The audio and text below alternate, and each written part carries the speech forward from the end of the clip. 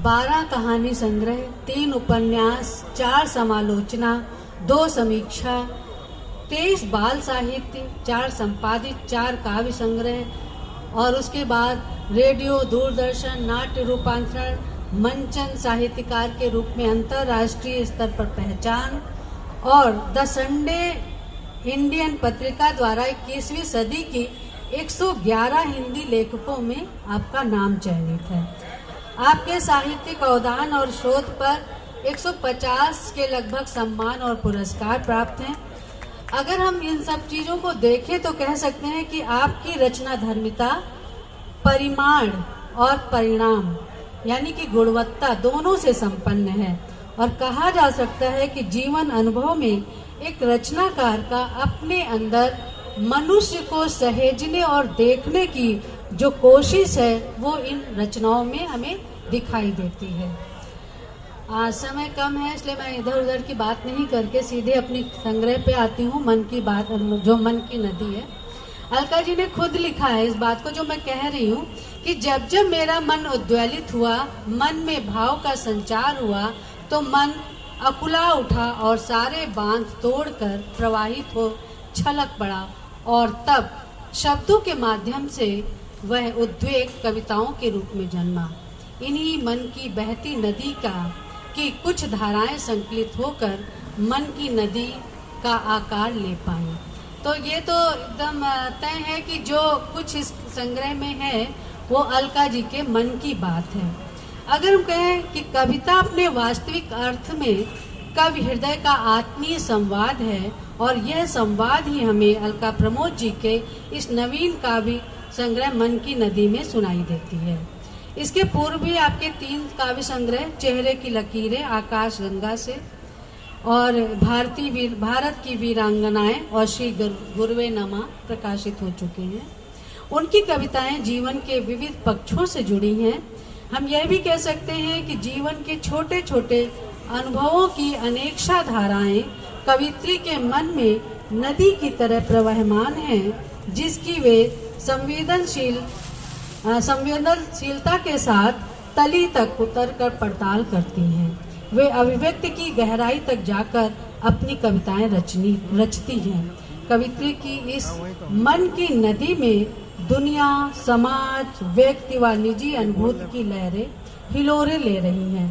कहीं वे अन्याय, शोषण व बुराइयों के खिलाफ खड़ी होकर समाज के कटु यथार्थ से रूबरू कराती हैं, तो कहीं वे घनीभूत पीड़ा व्यथा को शिद्दत से महसूस करती हैं और संवेदना के आवेग में बहती हुई दिखाई देती हैं।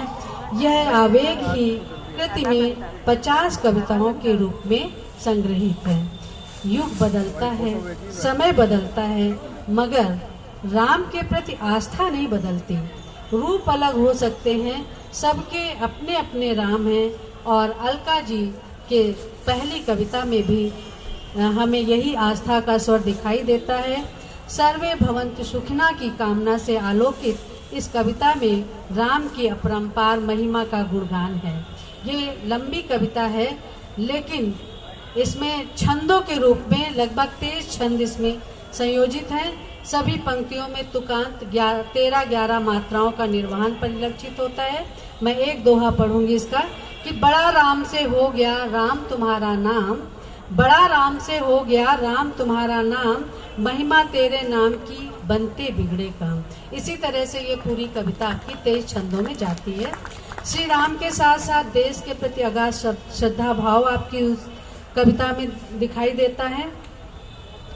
अपना भारत देश में आप देखें वो लिखती हैं कि हो विज्ञान या आध्यात्म हो, हर क्षेत्र में उसको ज्ञान, बना योग गुरु वह इस जग का, पहुंचा मंगल ग्रह और चांद, कैसा कौन सा ऐसा देश विशेष, यही है अपना भारत देश, यही है अपना भारत देश। मन की नदी जब संवेदना में प्रवहमान होकर अपनी सीमा से बाहर आती है तो वह आध्यात्मिक लोक में बह जाती है और एक मंत्र की तरह निनाद करती है कि छोड़ मोह का झूठा आंचल, स्थित प्रज्ञ बन आगे को चल, था आज कभी अब अतीत है, होगा कल जो आज रीत है, जीवन का बस सार यही है, आदि अंत संसार यही है। ये जितने संसादी ढंग से लिखी गई हैं वो उतने ही श्रम की मांग करती हैं कि आप उनको पढ़ें और गुनें। आस्था और आराधना के अवलंब अनुभवों और विचारों से पीड़ित मन को एकाग्रचित्त करते हैं। आत्मा और परमात्मा से जुड़ाव व्यक्ति और व्यष्टि के रूप में, व्यष्टि और श्रेष्ठ के रूप में, श्रेष्ठ और समष्टि के रूप में जोड़ता है। संग्रह की अनेक कविताएं आस्था और आराधना के माध्यम से अपने भावों को अभिव्यक्त करती हैं। सत्यमेव जयते, राम नाम की अलग, आगत और विगत, काश, मर्यादा पुरुषोत्तम राम आदि अनेक कविताओं में कवित्री के भाव विद्यमान हैं। सकारात्मकता के साथ ईमानदारी, करुणा और मनुष्यता को बचाए रखने की कोशिश इन कविताओं में दिखाई देती है। कवित्री अपने दौर के अनुभवों, स्मृतियों को शब्दों की तुलना से उकेरती है। मन क्यों मेरा लौट लौट कर बीते बचपन में जाता है, स्वर्णिम वर्तमान भले हो वह पल फिर भी तरस आता है। यानी आप विगत की जो स्मृतियां हैं वो इस कविता में है, मगर एक सच यह भी है कि बीता हुआ समय लौट कर नहीं आता है, इसलिए समझो उस पल की कीमत, गया लौटकर कब आता है, मन क्यों मेरा लौट लौट कर बीते बचपन में जाता है। इन कविताओं में बचपन की मधुर स्मृतियां हैं तो होली की मस्ती, रंगों से सराबोर बहुरंगी दिन है तो रंगों में भीगा भीगा वासंती मन भी है, न जाने क्यों यह मन मेरा वासंती होता जाता है।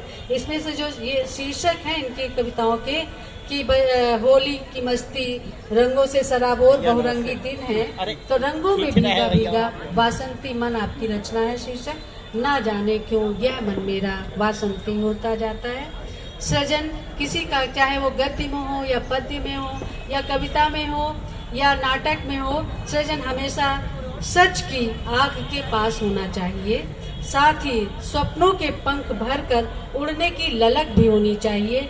अलका जी अपनी रचनाओं में जीवन जगत के सच को उजागर करती हैं। दरअसल वर्तमान से कटकर सृजन किया जाना संभव भी नहीं होता है।